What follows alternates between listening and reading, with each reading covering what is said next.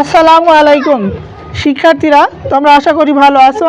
আমিও ভালো আছি তোমাদের দোয়া এবং আল্লাহর রহমতে।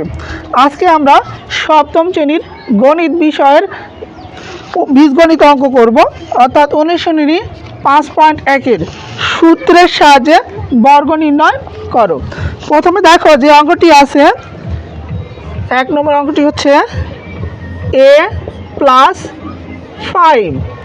এটাকে আমরা বর্গ করব, তাহলে হোল স্কয়ার দিয়ে দেব। তোমরা কি মনে করতে পেরেছো? অর্থাৎ গত বছর আমরা বর্গের সূত্র নির্ণয় করেছিলাম, অবশ্যই মনে থাকার কথা।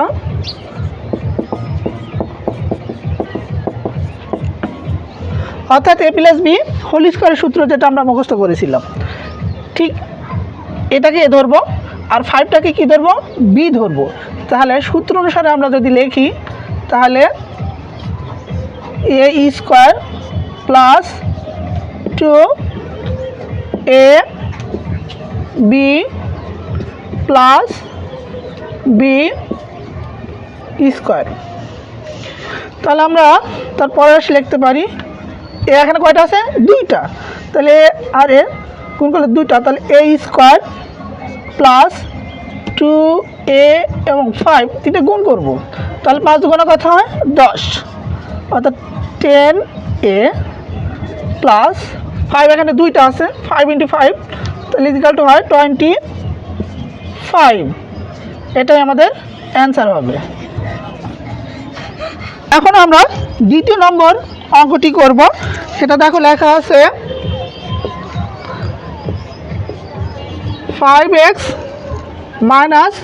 7 হোল স্কয়ার, পাশে লিখে দেব বর্গ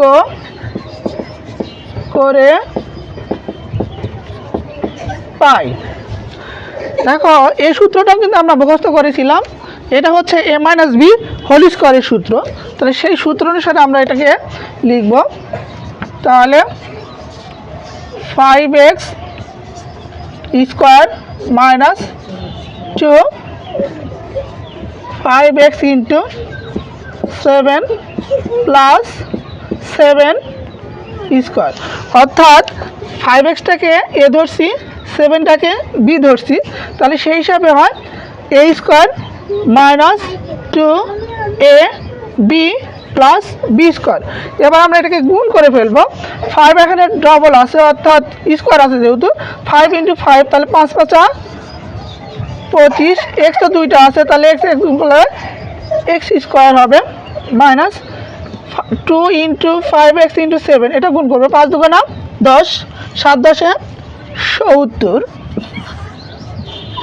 x + 7 2টা আছে, অর্থাৎ 7 7, তাহলে 7 7 7 49। এটা আমাদের কিন্তু উত্তর হয়ে গেল। দেখো আমরা খুব সহজেই কিন্তু এর বর্গগুলো করে ফেলতে পারছি। ধন্যবাদ, সবাই ভালো থাকবে আশা